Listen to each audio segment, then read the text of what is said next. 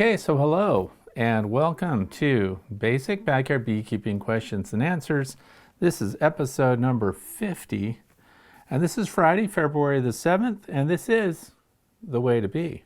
So thank you for being here. If you're brand new, this is for beginning backyard beekeepers or those who have had backyard bee apiaries and they just like to follow along and find out what's new and what's going on. And you submit your questions, and every Friday or Saturday, if I get behind, I answer your questions, or at least we have a discussion about it here on this YouTube channel. So if you want to remember which of these episodes you've actually seen so that you don't get lost, go ahead and click a thumbs up down there, and then you'll know that you've seen it, that you've already looked at it. You won't be repeating yourself.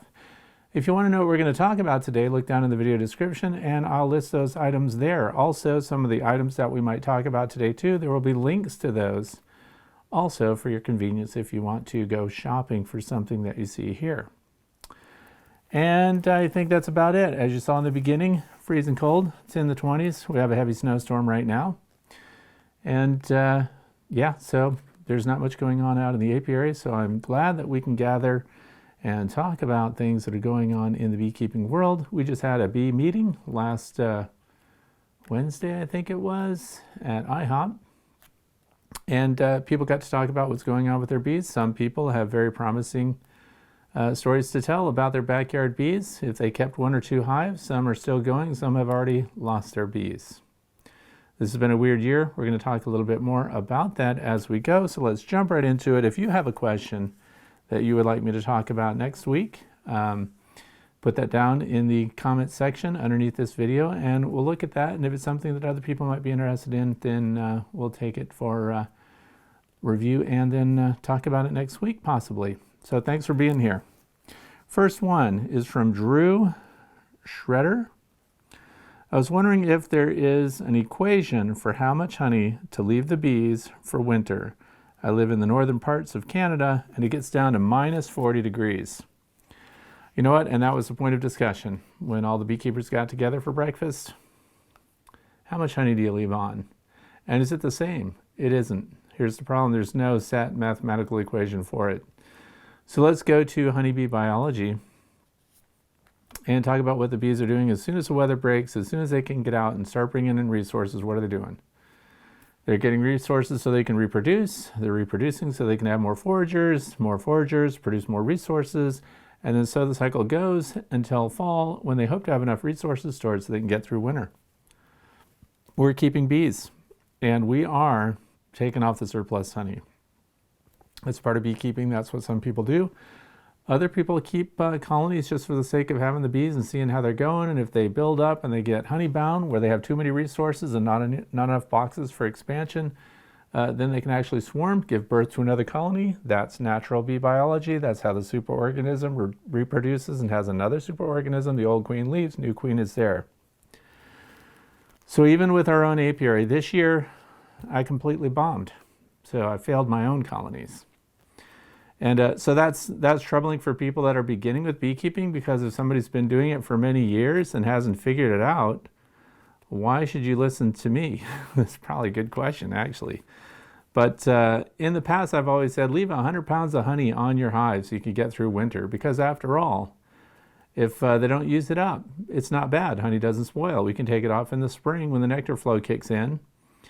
And so usually I'm good at taking my own advice. And one of the Saskatraz colonies that I kept this year, I did not take any honey off of it at all. And I left it on because I wanted to see how that one managed. And it had 3 boxes on it. And guess what they did? Used up all of their honey. So they went to emergency resources, which unfortunately is nothing but dry sugar. And that presents its own problems because that's an emergency. That's not to give you a vibrant, healthy, booming colony in the spring. So, and right next to them, a smaller colony with fewer resources. About 47 pounds of honey, which is what a medium super generally holds where I live, 10 frame, medium super. So it was the deep box, medium super, inner cover, cover, that's all they had. Those bees are doing fantastic. Right next to it, 3 boxes full of honey, never had any honey taken off. They're exhausted, they've used all the resources, and there's a very good chance they're just going to die out. because by the time they're weakened and by the time their numbers are dwindling, the other thing is we may have lost the queen. So we won't know again until spring hits and I pull these hives apart. I don't pull apart my hives while winter is still here because this is the other thing that you have to worry about. It is amazing how a hive can appear to be dead. There's no activity. Last Monday we had heat up. All the bees were flying. It was like a spring day. The whole apiary was alive. And so the thing is, but some of the colonies had no activity on the landing board. None of the bees were coming going out of the entrance reducers.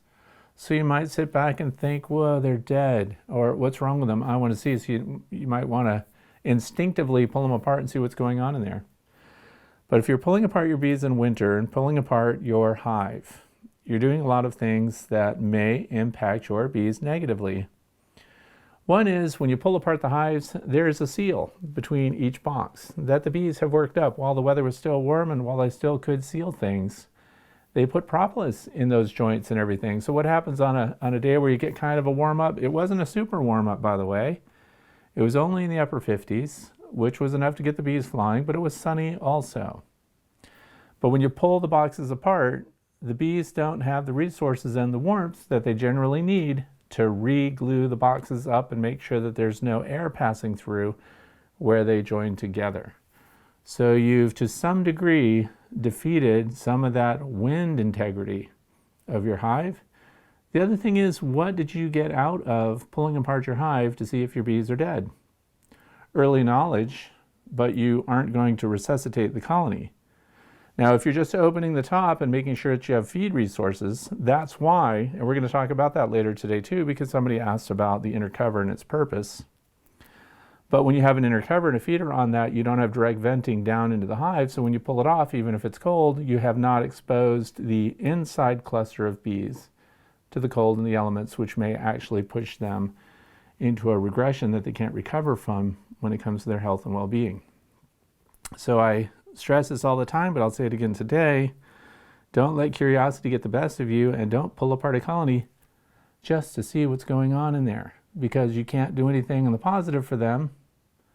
And if you find out that they're still alive, this is what's happened in the past. A hive that looks completely dead might just have a tiny cluster just hanging on over in the corner somewhere, not necessarily in the middle where you would expect to see them. That's why some people look straight down the middle, they don't see any bees, oh my gosh, they pull it apart, and then there's a tiny cluster in the corner. But that cluster was on, survivor rations, barely making it. And they could have still made it possibly if you didn't expose them to the cold. So, and that's my story. We don't know why one makes it and one doesn't. But I will say that if I had left 100 pounds on, if I had expanded that colony on the end of Saskatraz bees, and instead of leaving them only with sugar resources as an emergency, and I don't know that they're totally dead, it just doesn't look good. But if I had way more honey on there, then they would have had more to use. And then of course, what's the loss? It's not lost honey because I can use it in the spring.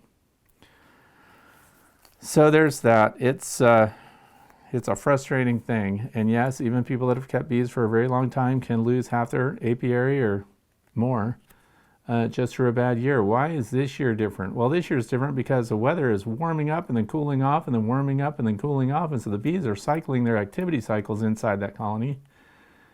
And if they're laying eggs and having brood, there's always a tiny amount of brood. Generally, I've never seen a colony completely broodless, no matter what time of winter it was. They just reduce to a very small collection, maybe 100 to 150 capped cells. But if they start expanding their brood, then that expands their use of the resources because they have to generate more heat.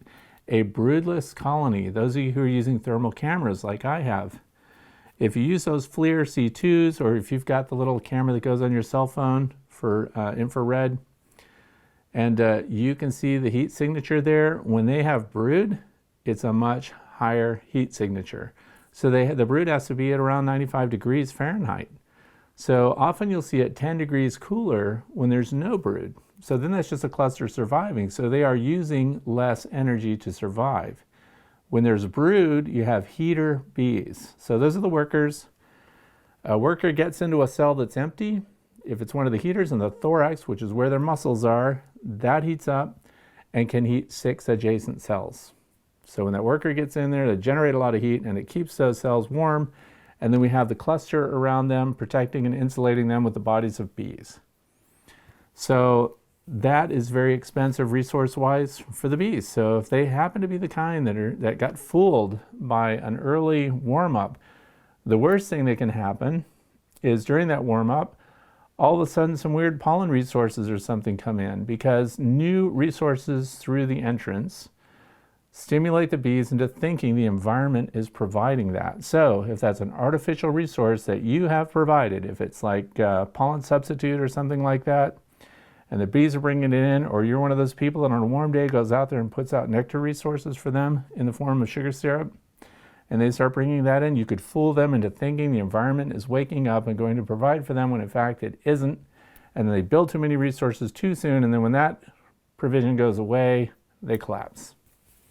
Speculation, pure speculation. So we're just, thinking about what could be happening, why it might be happening.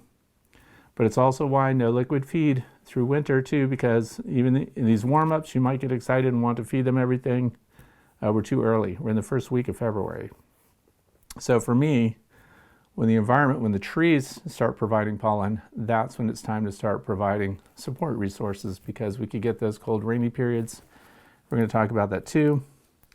But minus 40 degrees Fahrenheit, where Drew lives, I can't even imagine that. And that's the other thing too. A lot of discussion goes around about insulating beehives. I don't insulate my hives where I live, but I will tell you, if I lived where it hit minus 40, I would be looking into serious insulation practices for those hives. And I definitely would not take apart any hive and inspect anything until spring really got there. So that's it. I don't know if I gave a solid answer on that or not. Number 2 is from Steve Kleinman. He says, please tell your views when it's appropriate to remove old comb from the hive, how to recycle plastic frames so it can be reintroduced into the hive. So the other thing is, plastic frames are pretty durable, so we know that I've tested a lot of different top manufacturers, plastic foundation and one-piece frames. My favorite is, hands down, it's going to be Acorn. Acorn heavy wax frames are the ones that my bees are using the best and most frequently, and materially they hold up the best. I had Man Lake frames that were broken in the box when they arrived. They have a brittle plastic. My bees, even when they're waxed, the way they come, my bees use them last. They will use them eventually, but they also tend to run double comb off of them instead of attaching it to the foundation like they're supposed to.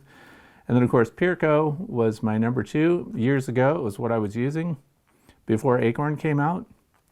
And Peerco used to flex through the field, so the middle of the deep frames, it would flex and bow. And also sometimes they actually failed in my solar wax melter. If I put a whole frame in there, the ears would bend and come off. So the Acorn is more durable. So now that we go to that, the other thing is, if you're picking plastic frames and plastic foundation, most of you would do this anyway, but make sure you're choosing something that's food grade and recyclable. You can check with your recycling center to find out if they will accept the plastics that you're giving them, because just because something's labeled recyclable doesn't mean that your local recycling center takes it. And if it comes in a way that they can't accept it, guess where it goes? Straight to the landfill, even though you put it in a recycling bag in a recycling box and put it on your curb for them to pick up. So what you have to do with plastic frames, and this is the reason I'm saying this, is because whether you're turning them in for recycling or whether you're going to reuse them yourself, my procedure is the same. And my way is not the only way. Obviously, a lot of other people have other methods for doing it. I have a power sprayer. So the plastic is pretty tough stuff. So you can get your power sprayer, and you can, the power sprayers, the electric power sprayers, like the one I have, you can, usually it's like, car soap or detergent or something for what you're cleaning up. You can make that mix in a bleach solution with your water system. So, and you just put the minimum on there, and then you power spray all of your frames and get that old comb off of there. And unfortunately, we're in the middle of winter, and I've not demonstrated that on video before. Part of my problem with the power spray is, as soon as you hit that spray and mist goes everywhere and it hits your camera. So I still might do it, although I don't know that there's any great benefit because the method doesn't change. You power spray it and then get the old wax off of it and shift them, dry them out. Let that, the bleach water, 10% bleach solution if you can, let that dwell and just dry out on it, and the bleach dissipates on its own and the bees don't care. The next thing you're going to have to do, there still may be some wax residue on there because you can crank up these power sprayers, these power washers, so high. They have different nozzles, and like the black one on mine is the most dangerous nozzle because it would actually cut the material. You can cut plastic with it if you put it right up on it, so you just control the intensity by pulling away or getting closer. So if you've stripped away all the plastic, not all the plastic, if you stripped away all the wax, you have to re-wax it or the bees aren't going to touch it. So that's the other end of it too. But so whether you're going to restore it to service with your bees or whether you're going to turn it in for recycling, you have to power wash it first or they won't accept it for recycling. So that's how I remove old comb, and the toughest stuff is the brood comb. That black stuff is so fibrous. You really have to hit it at a raking angle, and you can cut it right off of there. So it actually comes off pretty good. Once you get your system down and you know which nozzle to use, I could put a link to the power washer that I use. And down below so you can see it. They're not that expensive and they plug in and they're good for a lot of things. You can clean beehives with them and stuff too. So it's not just your wax frames.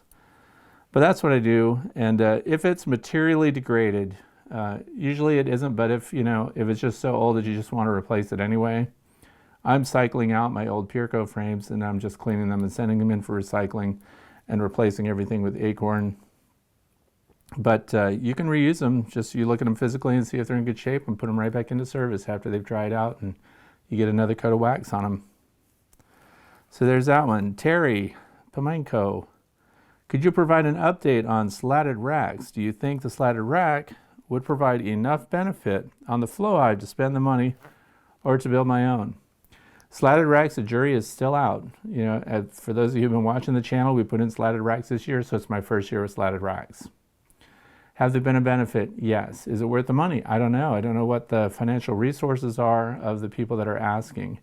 Most people that have flow hives could spend $19 on a slatted rack or whatever they're costing. And you could build your own, but they're time consuming. If you're going to build a bunch of them, it's worth building your own. But if we're talking one or two, I would just buy them. So the slatted rack isn't showing a huge difference. Hives without, hives with, but I wanted to hold off on this answer really until spring because when we pull apart and start to service the hives in the spring, when we really do a full inspection, I'll be able to see those with slatted racks because the goal was that with a slatted rack on the bottom, that also there's a solid piece in the front. That's a slatted rack right there.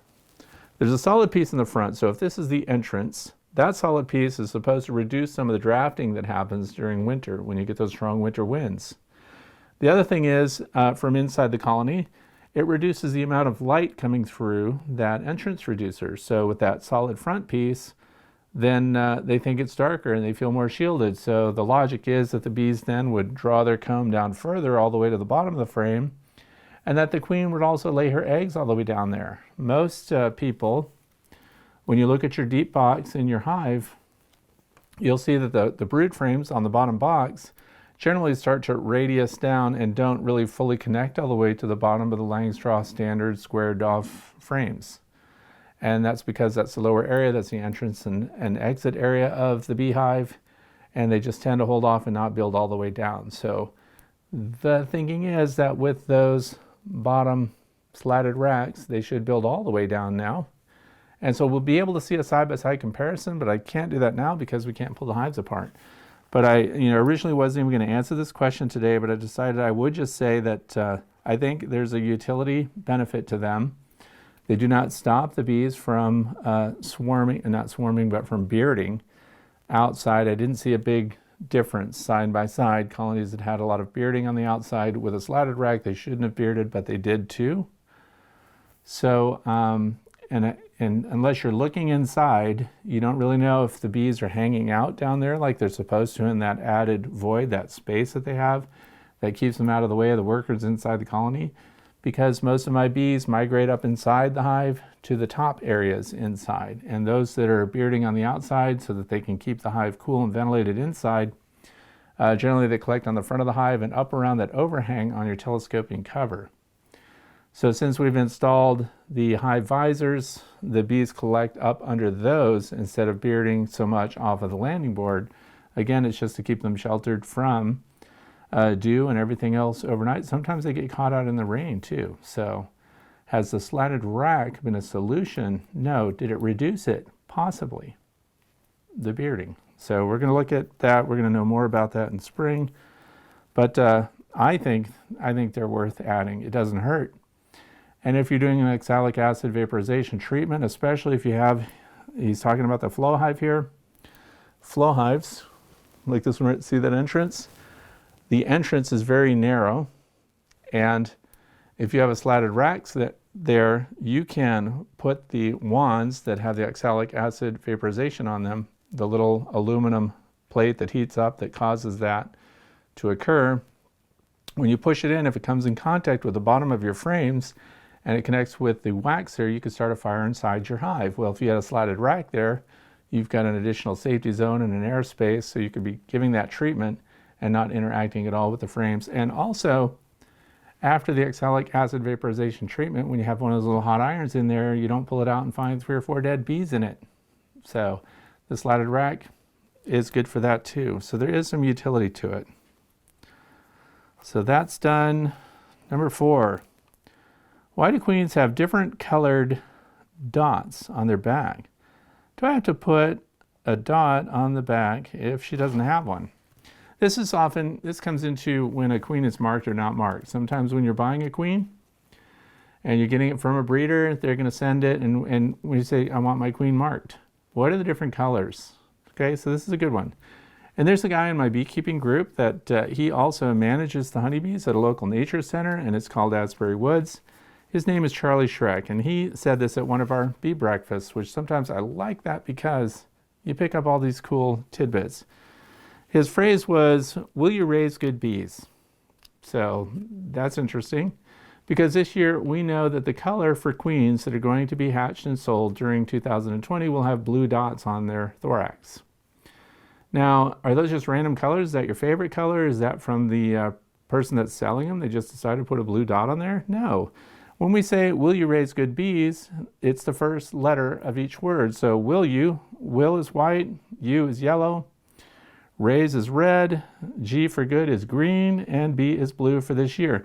And those cycle through. So the way it is whites are years ending in a 1 or a 6, yellow, years ending in a 2 or a 7, red, years ending in a 3 or an 8, and green ending in 4 or 9, and blue, of course, 5 or 0. So this is 2020, we're in the blue year. And this lets you know how old your queens are. So for example, why should you mark a queen? Sometimes it's a glued on physical little dot that has a little number on it too, as well as a color. So for commercial beekeepers, maybe that's helpful. But one of the things that lets you know is, do I still have the same queen I started out with? So if it's the glued on dot on the thorax, that's pretty good. That's going to stay there. Here's one of the things that has happened sometimes when it comes to a painted on dot. And what kind of paint are they using? Sometimes they're using regular old Testors, model paint that comes in these little pens that they can mark it with the appropriate color. And then that dries and it stays on there. But guess what happens sometimes? Those nurse bees get to grooming the queen off, or the queen is constantly rubbing in and out of those cells while she's doing her inspections. She can actually wear away the dot. You could think you have a new queen because you don't see that spot anymore on that queen's thorax. So it can actually wear away. So if it's there, you'll know for sure that's your queen. If the queen does not have a dot, it doesn't necessarily mean that that's no longer your queen, that she's been superseded or there's been a swarm or something like that. But the glued on dots tend to hold up much better. But anyway, as far as the colors go and what do they mean, what are the different colors, those represent the years that those queens were hatched, so that you will know that you installed it, that that's your queen. It also makes it very easy for you to spot her. And sometimes the white could be a gray too. It's not always just white. But when you're looking at your brood frames and stuff, you're trying to find the queen, one with a painted dot on her is very easy to spot and locate. So you know she hasn't been superseded. There is a logical order to those colors, and that's a very interesting question, and I'm glad somebody asked it. And credit to Charlie Schreck. He's a good resource. He also teaches a beekeeping class. So if any of you are in Erie County, Pennsylvania, look up Asbury Woods Nature Center and sign up for that class. It's coming up. Next is John Minikel. For the first year beekeepers, what gear do you recommend for harvesting excess honey? Okay, so my thoughts on this are, I've been doing backyard beekeeping for 13 years. So until the flow hives came out, I always did my own pulling the frames, pulling the supers off, uncapping. So what you could use minimal equipment to do that. For me, it was an all afternoon into the evening kind of move. I still have the equipment. It all sits on my honey bench, and I no longer use it. But as far as what do I recommend, you could go to any of the betterbee.com, Dadant.com, Blue Sky Bee Supply, a lot of these places, and they have a description of the honey removal process. So this can be super basic. Let's start with, what do you need? You have one hive of bees. You've decided you've got some extra honey super on there that the bees are not going to need, and you want to process a few frames. The most basic method is simply to remove those frames, replace them with other frames so they can go right back to work on them. And you can actually get an uncapper and uncap those frames right into what's called an uncapping tank. What's an uncapping tank? That's any reservoir that holds the cappings that you scrape off of the face of your frames. And you put that in the uncapping tank, and there's a screen in there that will filter the honey, and the honey can just drip in. My uncapping tank is also my solar melter. So it gets up to about 120, 125 degrees. And that lets the honey separate from the wax. So if wax and honey goes into the same reservoir together, the wax will rise to the top, the honey will be on the bottom, and you can pour the honey out and still use it unless you overheat it and ruin your honey. So putting it right into an uncapping tank, scraping it all out completely is one method. You can also, some people, you've heard of straining out or crushing your honeycomb. So you can scrape out and remove all of the honeycomb from a bee frame. And then you put that in these, some people use painter's strainers, which are made out of nylon generally. And you can crush it in that, and you squeeze it, and you hang it over a bucket, a food grade white plastic bucket, which you see most frequently. And again, the warmer it is, the faster this process works. So I like to do it when it's in the 80s, high 80s. And then you squeeze everything in there, it drips through, it goes in the bucket, and now you've got this strainer full of wax and cappings. This is very inefficient. A lot of honey gets left in the wax and the cappings. But it is a way to get your honey out, and now you've got your honey in a jar. You can pour that through a filter if you want to. All of those bee suppliers sell different filters from different grades, so depending on how much you want to filter out of the honey, they're really fine. Some of them are coarse filters just to get the big parts out. And then you have honey to use, just like that. So that's as basic as it can get. Scraping it out with an uncapper, right into a reservoir, onto a screen, dripping the honey through, collecting the honey, saving back the wax cappings. And those wax cappings you can take right back out away from your bee yard. You don't want to kick off any robbing. Put them out and let the bees clean up all those wax caps for you. Or you can just run cold fresh water through it and rinse it all off, and then you've got wax that you can use for candle making or for priming your frames or whatever you want to do. So that is the most basic. The next thing is there are hand strainers, there are hand extractors, spinners. So I have a big stainless steel one that's also from Dadant, but it is a manual extractor and it handles the full-size frame. So when you're looking at your extractors and what you might want to spend for that, you can get an entire kit for under $1,000 easily. That includes uncapping tanks that are designed for it. You don't have to make your own. You can have your spinner. You have your plastic reservoir with a honey gate at the bottom, which is the spigot that the honey is going to pour out of. You have filter systems that sit on those 5-gallon buckets that when you come out of your spinner, comes out of the honey gate on the spinner, right through the filters, right into the honey bucket. And then you carry your honey bucket, by the way, which can be very heavy, 74, 75 pounds for a 5-6 gallon bucket that's food grade. And then you set that on your kitchen counter. Here's the other thing. When you're a brand new beekeeper, you may not be thinking ahead about how much all that honey is going to weigh. So make sure that your counters, your old kitchen table, whatever you're going to put all that honey on is going to sustain the weight. Now, sure, it would be greater if I actually walked you through this process, and I thought I would like to put this off and actually do it again just for kicks and giggles because I have all the equipment standing by. I think we will revisit this topic in the spring, and I'm going to do a whole basic backyard honey removal and production video. It does not take long. The steps are very simple. It is not expensive if you just buy the basic beginner gear. Nobody needs a big electric motor and a giant uncapping tank, or not uncapping tank, but a spinner that handles, 8 or 12 frames at a time. You can get them to handle 2 or 3 frames at a time. But remember, you're going to extract equal numbers. So if you've got a 10 frame super, then you're going to have 10 frames. So if you've got one of those that handles 3 instead of the 2, mine holds only 2, but it's all stainless steel. All the parts are stainless steel. It only holds 2, so I don't end up with a weird odd number that then I don't have anything to balance it out, because balance is also very important when you're running that centrifugal extractor.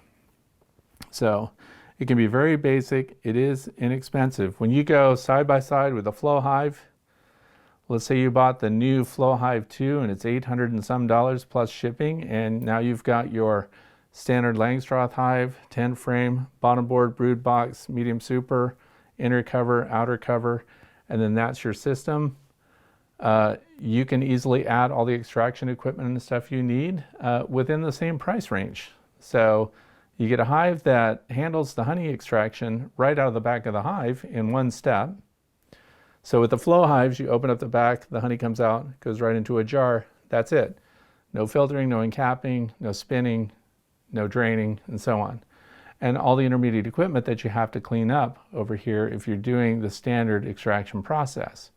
Even when you do crush and drain or crush and strain or whatever they want to call it, when you just scrape out all the comb with the honey in it and you crush it all up and you run it through a strainer into a bucket, you still have intermediate steps. You've got the strainer, you've taken all the wax out, and you've crushed it, and you've got the honey out, and it goes into a food grade bucket that you need to have. And then it finds its way into jars if you don't have a filtering step.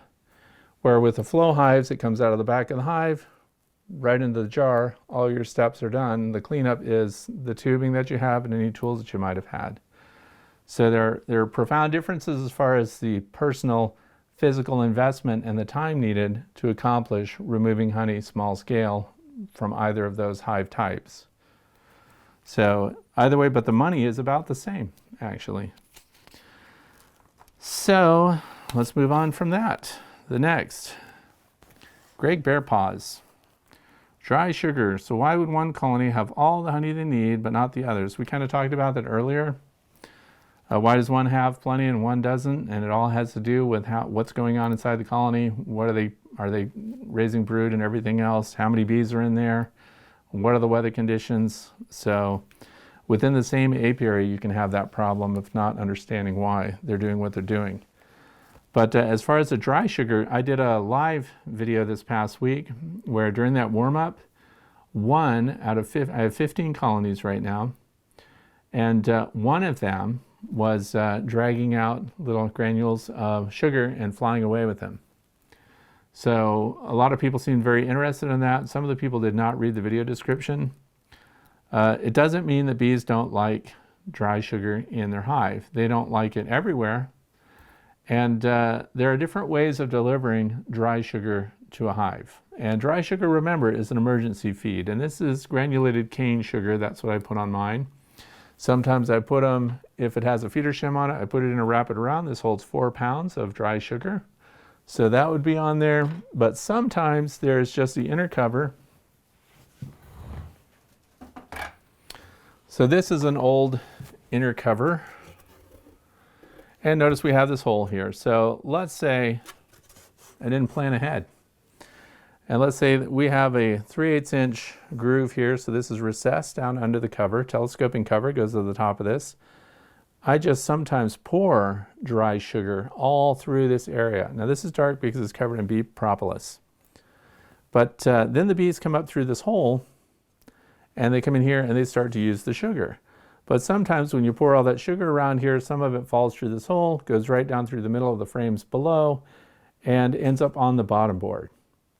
So I highly suspect that the bees that were pulling out the sugar and flying away with it were actually collecting it off of the bottom board. It's not that the bees were coming up in here under this inner cover and or on top of the inner cover, collecting the granules of sugar up here and then taking them down through the hive and then out the front. I think they were dealing with, and it wasn't a lot of sugar. We're talking a couple tablespoons.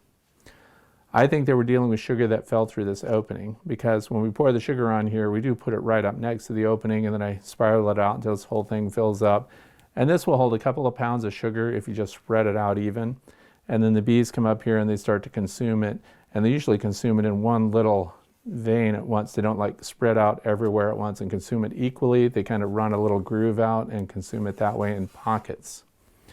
But that's what I think was happening, because in the other 14 colonies, nobody was removing the sugar, and all of them have sugar on. So why would one colony have all the honey they need, but others don't? And that again goes right back to my first answer about why some use up their resources and some don't.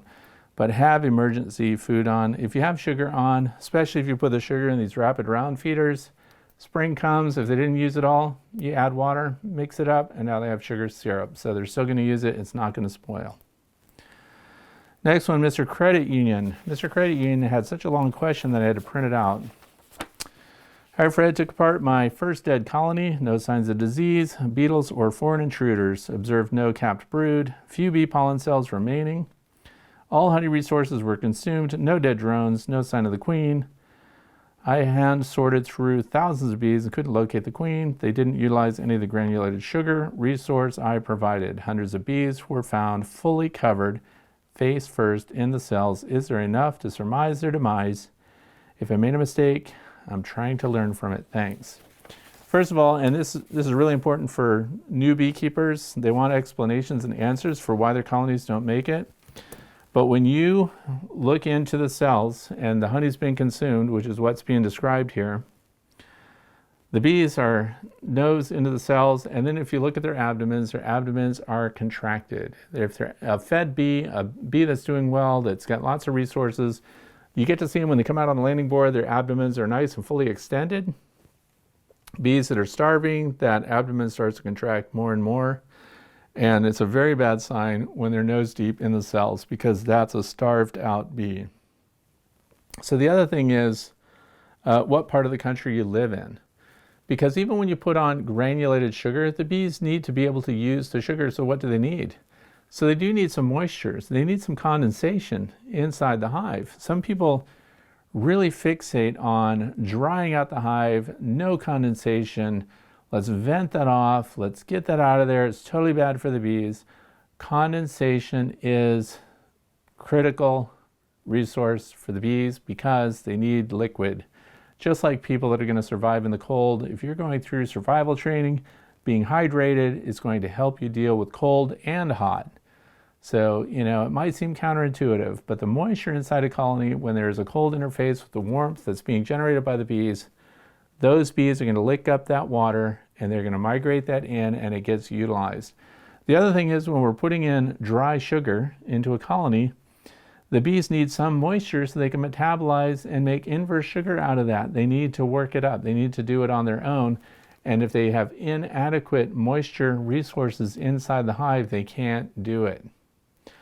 So that's why even with emergency sugars there, if you're in an arid area, if you're in Arizona, if you're somewhere where it's a desert region or you have a very low humidity rating.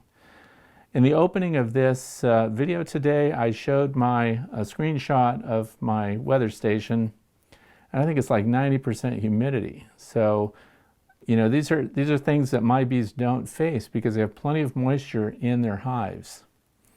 So they need that to process the sugar. And then the bottom line too is there aren't always answers as to why they don't make it. The queen's not there. So, the colony could be in a state of collapse on its own already, because without a queen, no new bees, no new brood. What you're dealing with are just the foragers that were in there whenever the queen died. The nurse bees and everything else, there's no queen to attend. They're just surviving on their own. So that doesn't mean that the absence of the queen is why they didn't make it, but they could have died early because there's no new bees. So they're also dying of old age. So when you lose a queen, there isn't anything else really you're going to do. You're not going to replace the queen. Some people do take a weakened colony and put them on top of a stronger colony in winter. I'm not one of the people that does that. But so because you're salvaging a worker force that's aging. So combining queenless bees halfway into winter, I think is not super productive. Instead, focus on the colonies that do have queens that are making it, keep their resources high, and go from there. But there's not always an answer, and I know that's very frustrating for people that are new to beekeeping, because even people that have been doing it for many years can face a puzzle when it comes to why a colony dies out. But being queenless is at the top of the chart for a doomed colony anyway, because there are no replacement workers inside the colony. We need fat-bodied winter bees to carry them through winter. So that's that. What's your favorite smoker and smoker fuel? And do you like or have the electric smoker? I think it's funny that, okay, well, I deserve it. Some people think I just have every gadget that comes along that deals with beekeeping, and let me tell you, an electric smoker, I don't have one.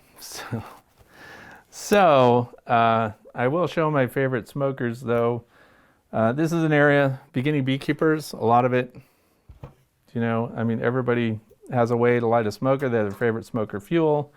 So I'm going to go over my favorite smokers. Why on earth do I have a bunch of smokers anyway? Why not just have one smoker, light it, and use it? Well, what I like to do is I hang these on the side of my golf cart. That's right, electric golf cart.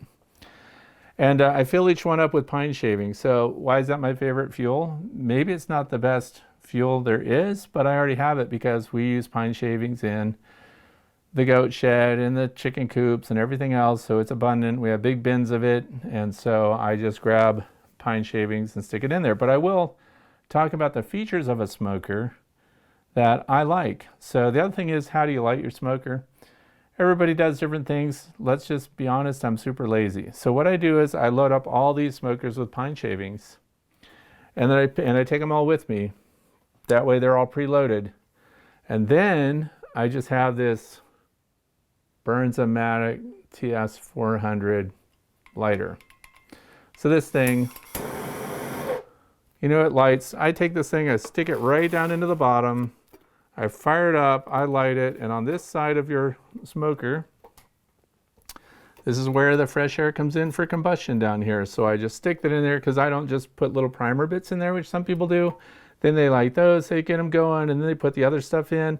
I just use the Bernzomatic, stuff it in there, light it, hit the bellows. This bellows, by the way, sucks in air at the top, blows air in at the bottom. Some bellows, like this one, only has one air port in the bellows. So down here, it's sucking the air in and blowing the air out, which is kind of a problem. You know why? Because when you get it going, sometimes you'll actually suck a flame out and it'll hit the wooden part itself. But the taller ones, of course, more fuel, they last longer. I don't know that a conical cone is better or worse than one like this, but I do want to show you something. This one right here has nothing in the top. So in other words, once your smoker's lit, if there's little embers and stuff, they go straight out through the cone, and you could potentially shoot little sparked embers at your bees. So then we'll go into why I like these. See up at the top here? There's a spark arrestor here, which prevents any flaming material or super hot material from going all the way out your cone and hitting your bees. So that's good too. The other thing is this one has a removable fuel canister. So you can actually take it out, light this, and then drop it in. But you also notice there's a standoff here. And that's because the venting that's coming in underneath of it won't directly hit the flammable material. So it blows air across the entire bottom at once, which also prevents from getting that back, sucking the flame out and hitting your actual bellows too. They're all pretty much the same after that. They've got these heat shields around them. You might want to look at the heat shielding underneath, that there's a nice space there. This big one is somewhat concave at the bottom, so it's got a standoff to keep it from, if you set one of these on top of a polystyrene cover on one of your hives, you're going to melt your cover. The other thing is, when your smoker's done, or when you're done working the bees, and you got a smoker that's still going full bore, I like to carry those really small galvanized trash cans with me. And I put the whole smokers, all of them, in that trash can, put the lid on, consumes up all the air, puts your fire out. So if you're carrying this in the back of a wagon or on your tractor or in your car, that will put out the fire, saves your fuel for the next time, whatever's unburned, and prevents a fire. So get a galvanized 5-gallon trash can and put your smokers inside that. Also, it's a great place to have your smokers out there ready. So if you get a call for, a rip out or whatever it is you do, or you think you're going to have to do some kind of emergency work in your bee yard, pre-staging is everything. But those are my favorite smokers. It's based on design, not the company that makes them. So I would like you to look for those features, some kind of interrupting screen that keeps hot embers and stuff from blowing out the cone and getting on your bees.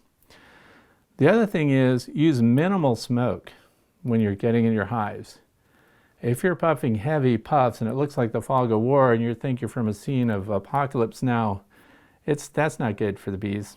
So just enough to puff them and calm them, and little puffs, patience, easy management and handling. But that's it. Pine shavings. I know that some people use baling twine. I'm in farm country. There's a lot of that. Some of the baling twine smells like it's got like oil in it or something. So I don't want to burn that and put that in. If the smell of whatever you're burning for your smoker bothers you, burns your nose or something, change fuel. Don't be using that stuff, whatever. So those are my favorite smokers. I do not have an electric one. I'll give you a shout out to another channel where I think I saw somebody talk about the electric smoker, and I think that's Barnyard Bees. So Dave at Barnyard Bees. And Barnyard Bees is also a store. They sell battery-powered electric smokers. So check him out. Don't forget to tell these people that I sent you. So if you go to see, these people, tell them I sent you. And here we go. Talk about people's channels that I send you to. Do you plan to test or add Apimaye hives? I'd like to know your thoughts. Everybody, it's another thing. Aside from the electric smoker that people think that I would just have because I have all this stuff, I also test a lot of different beehive designs, and so people think that I would have the Apimaye hive. I don't. And so what I did when I got this question, again, rather than just say, I don't have one, I don't know anything about them, I'm going to give a shout out to another channel about it, because there's this Russian guy that lost all of his bees. He killed them using his drinkers upside down or something. And then he bought he had flow hives, he hated them. He did not understand something costing that much that you would have to put together yourself and so on. I know somebody watching is going to know who this is. Then in his next sequence about bees, all of a sudden he's got a whole apiary full of Apimaye hives. And he said, these are the best beehives ever, he said. That these are the best. They're just so well designed and everything else. And so I was excited, because finally here's a guy, he's going to run a bunch of them, and then we're going to see how they work. And then there was radio silence. He never did anything else to show us how it worked or did not work, and he doesn't answer any questions. So that was kind of done. But then when I was looking around yesterday, there is a guy who's a commercial beekeeper, and he's got an up-and-coming YouTube channel that deals with bees, and he has the Apimaye hive, and he says he's going to take you through every step of it. So I'm going to pass the baton of evaluating the Apimaye hive over to this guy. Get your pen ready. His name, and this is his channel name, Kamon Reynolds, KaMonReyNolds. He did a really thorough introduction to the Apimaye beehive.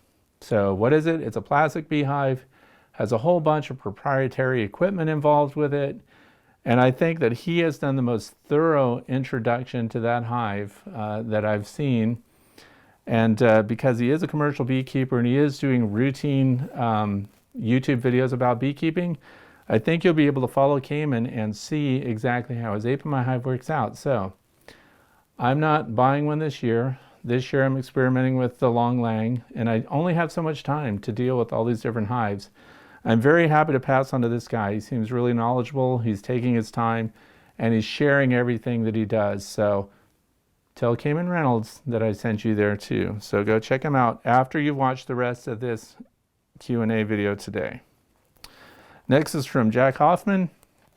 How does a person know what type of honey it is? Do you follow the bees? Do you ask them? Now see, when he says like that, do you ask them?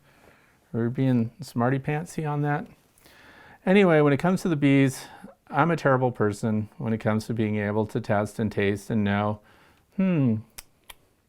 that is apple honey from the sheep-nosed apples. Yeah, I don't know. So I do know that in spring what our predominant nectar flows are, and they're going to come from dandelions and they're going to come from the white clover when it opens up. We have a lot of blossoming apple trees, crabapple trees, pear trees, cherry trees. The cherry trees last year, the bees ignored them. Yeah, they went after some other kind of tree. But I'm a terrible person I can't honestly taste honey and know immediately, when it's something really conspicuous like buckwheat honey, it's really dark, really strong flavored. You could pretty well guess and be right on that. The problem is, by the time we're extracting honey, when you have flow hives and the flow frames, you get frame by frame, and they do have very distinctive flavors. But even with that, I'm just a dullard when it comes to understanding what that honey was made from. Other than if it's really light, I just make a really basic broad assumption that must be clover honey. But there could be a lot of other things going on with it. Also, people used to say, oh, aster honey, that smells like dirty socks. Well, they get a lot of nectar off of asters, and the goldenrod, those two overlap. And I've never encountered honey that smells like dirty socks. So I don't know. Some people are very good at that. I know that if you're down in Florida and so on, there's citrus honey and everything else. Why is it important? Some people like to be able to label their honey with the source of the nectar. I think that's almost impossible unless you live in an area where there is a dominant source of nectar for your bees, and you can really narrow that down. I think my bees are bringing me a mixing pot of nectar from a lot of different sources, and they're ultimately combining it on the same frame. So then when I drain that frame off and it goes into a jar, I don't know specifically what kind of honey that is. You can obviously go out and look at the bees on the flowers and see what they're working. Now, with all the different colonies you have, those might not even be your bees. They might have come from a couple miles away. So I don't even know if those are my bees working those flowers. When I'm smelling the flowers, like Maximilian sunflowers are the coolest smelling flowers, period. Bee balm, that has a very strong smell to it. But as far as that same scent being recognizable in the honey, that hasn't happened for me. So I just don't know. And if other people have a good idea of how to figure out the floral source, some people might say, well, get the honey and get the honey tested and see what the pollen pieces are in the honey, and then you'll identify the pollen. When you get down that rabbit hole, you're going to find out identifying the pollen source in your honey, that is not easy. That is a very advanced skill. And good luck figuring that out. So if you've got a company that will tell you what the pollen is, if it's really critical to you, but I would just label my honey wildflower honey, clover honey. You could say that. There are several varieties of clover, by the way. I don't know what milkweed honey would smell like, but milkweed, heavy with nectar. This year we're using swamp milkweed. So we have several varieties of milkweed, and the bees are heavy on them. Plus the nectar is continually flowing out of the milkweed, so it makes sense that you're getting milkweed honey. I just absolutely wouldn't know it. So me personally, I can't tell. John Menocal, when a swarm takes off, who leads the charge and decides where they will gather? First of all, what's a swarm? A swarm of bees. When a swarm happens, when they leave that colony and the queen heads out, did the queen decide to leave? No. She was directed to leave by the nurses and the workers in that colony. They've either decided that they're going to replace her because they're doing so well that all the resources are abundant, there's thousands of bees in there, and they're just so fat and happy that it's time to give birth to another colony. So then they stop. The nurse bees make the decision because they're the ones that stop feeding the queen. They cut down on her rations, and not only that, they get rude. They start chasing the queen around. And what's she doing? She's physically getting in shape. She's vibrating her flight muscles, and she's losing weight so that she can fly. So finally, who's made those decisions? The workers. When the queen flies out, who decides where they're going? The scouts, the workers, the foragers. Who decides where they land? When the queen flies out, she just happens to land at any nearby branch, fence post, pole, building. She'll collect on something, and because her pheromone is the glue that draws them all together, they all cluster around her, and now we have a swarm of bees. But guess what's going on while they're sitting there? Scouts have gone out far and wide in every direction. In fact, scouts frequently go out and start searching for new homes before the queen has even left the original parent colony. So before she even flies out, they already have some idea. There's a very well-known biologist called Tom Seeley who did something called the Honeybee Democracy. He wrote that book. That talks about this in great detail. So if you really want to know everything that goes on, then I also recommend other books by Tom Seeley. Following the Wild Bees. So this is collecting bees and following them to a feral tree, for example. But the deeper book that came out this year, came out last year, The Lives of Bees. This one, if you really want to read it, the Princeton Press. So this is going to cover it. In fact, Marla Spivak, all the other super bee experts out there endorse this book. It's a great book. I've read it twice. If you want to know about the lives of bees and how they're making decisions, this is a fantastic read. So the other thing is, when the bees are out there, the queen is definitely not in charge. Those bees that are scouting out a new location find a suitable location, then they come back and then they start waggle dancing that information. You have to have several bees waggle dancing the exact same information and lobbying for the same location. So 2 or 3 bees coming back going, we found the spot, waggle, waggle, they might get ignored. 6, 7, 10 bees coming back, waggling the same information. All of a sudden you get a flash mob on the surface of that swarm. They go from being tight and dormant acting to very active. The whole surface starts moving and swirling around, and then that same exact waggle dance starts getting performed all over the surface everywhere because they're communicating to everyone at once. And they all take off together, and then the queen is flying with them. And how fast do they go? About 6 miles an hour, according to Thomas Seeley. So you could actually jog after them, unless you got a river to cross, fences to climb over, they can leave you behind. But a swarm of bees is actually pretty easy to keep up with. Somebody said I should follow them with drones. Not a good idea. You end up chopping up a pile of bees. So don't chase them with your drone. But you can follow them, and then they may land at another intermediate spot, but generally they go right to the actual tree or log or cavity that they've found that they're going to move into. Maybe it's a swarm trap that you've put out, which, by the way, you need to be getting those ready because spring is coming. But if you want to know, that's all decisions made collectively. It's a democratic process from social insects, and that's why the book, The Honeybee Democracy, was written. You need to read that book. It's fantastic. So leading the charge, and there are streaker bees too, by the way. So if they seem, while they're flying and moving places, you got bees that come to the back that know where they're going, and they rocket through the swarm in the air in the direction that they want them all to go.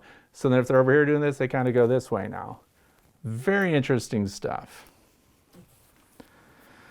So there you go. This one's from John. I'm assembling the various hive components I will need in spring. What is the purpose of the inner cover? So an inner cover, we're just going to do this real quick. It's pretty simple. The purpose of the inner cover is, now there are a lot of covers, first of all. So I'm talking about the telescoping cover, which is the standard cover that most people use. We have a landing board. We have your deep box. This is the hive in its simplest form.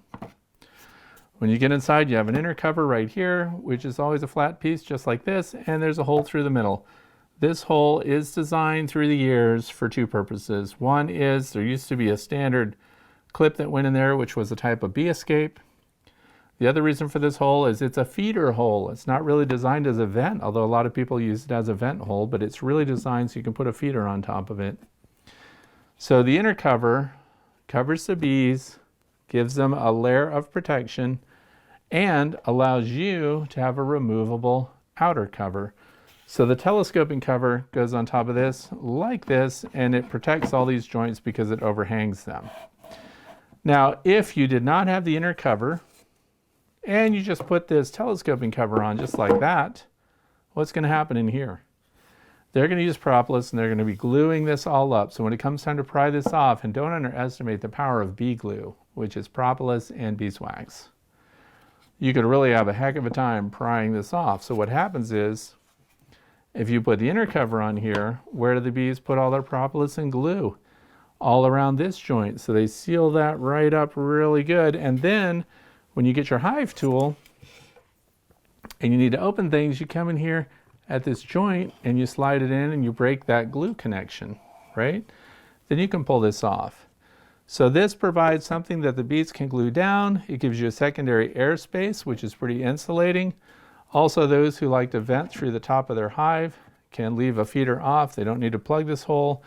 There are screws here that help it tip up just a little bit so air vents through. Some people put nickels or something or pennies on here to create a very thin area that air can vent through for the summertime and stuff. But the whole point is, so you have a cover that can be removed.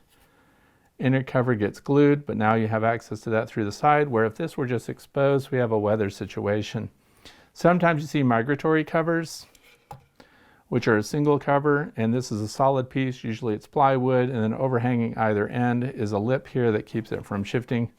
But they are lined up equally side to side, and this allows them to be strapped down, chipped around, and that is an example of an outer-inner cover combination. But other than that, all of the others are telescoping, gabled roofs, polystyrene, everything else hangs over, and they require an inner cover, and that's the purpose of it. It's a barrier, it is an insulating barrier, and it also allows you to access your hive without having it glued down and becoming inaccessible through overproductive propolis producing honeybees.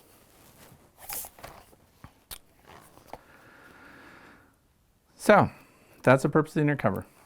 Holly Thorson, South Dakota.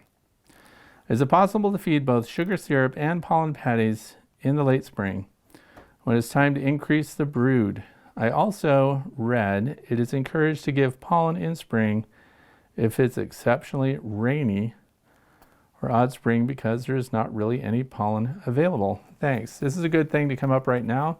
South Dakota is really cold, although she said it's basically the same as where I live here in the state of Pennsylvania, northeastern United States. We're agricultural zone 4, which is pretty cold because even north of me, it's actually a zone 5 because I'm in a higher elevation. I'm at 1,300 feet above sea level, and those along Lake Erie, for example, are at, 500 feet above sea level. So there's a big difference even locally for me. So here's the thing. People get anxious and they want to build up their colonies really fast.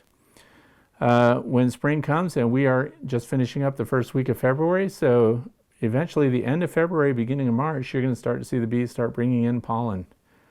So I bought last year Ultra Bee by Mann Lake dry pollen substitute because it's proven to be effective in helping early brood buildup. That research was done by Randy Oliver, Scientific Beekeeping. And so there are two things you can put on your colonies as you get near spring. You don't want to do it too soon. For the reasons that we discussed earlier, if they kick off too much brood too soon and the resources are not being provided through the environment as well, then you're going to end up with a lot of brood that can't be taken care of, and you can end up sacrificing your entire colony by kicking them off too early. So once you're pretty sure that spring is on its way and the freezing nights become fewer and fewer, part of this question here was, can you put on syrup and the pollen patties? And the thing is, yes, but I would hold off on the pollen syrup. On the pollen syrup. I would hold off on the sugar syrup until you're sure that it's not freezing, going to trap your bees inside so they can't do cleansing flights. Pollen patties can be put on at the end of this month, no matter what the weather's doing, because remember how long it takes for a bee to hatch out from an egg. So if there's a pollen patty resource in there, Ultra Bee pollen patties, and it's a pollen substitute. I don't know how much real pollen is in there, but once those are put on, that can stimulate brood development. So remember, we're 21 days out. So 3 days as an egg, then they hatch and they're larvae, and the larvae are going to be fed by the nurse bees day and night. So the pollen patties will have to be constantly there. Once you start feeding, just like wild birds or anything else, once you start feeding and providing an artificial resource, you need to continue that resource because they become dependent on it. I've done this in the past, and I've put the Ultra Bee pollen patties on. I had one colony use about 1/3 of a patty, and the rest of the colonies didn't even touch them. They were bringing in their own tree pollen resources early enough that they ignored the pollen patties that we put on, so we ended up just wasting them and pulling them off. The other thing is you can provide Ultra Bee dry pollen substitute in pollen feeders, also proven to work and to boost early brood development. But I did that last year. I built a nice elaborate feeder that was sheltered from rain and everything else, and I had like 3 bees visit it. Now those 3 bees came over and over, but considering all the bee colonies that I have in my apiary, that is a very bad representation of foragers that are even interested in the Ultra Bee where I live. Now, if you live in an area where the environment is a little later as far as providing the pollen resources and things like that, then that definitely is going to give you a quick buildup and a quick brood because it has, again, it's proven to work. The studies have been done and they're published. So Ultra Bee, whether it's a patty, whether it's dry pollen substitute, and yes, you can give that in conjunction with the sugar syrup. So the sugar syrup, again, though, once it's warming up for sure, not while you still have winter nights. And the dry pollen should not be fed inside your colony. The patties can, the pollen itself should not be, because you're basically forcing them to deal with it.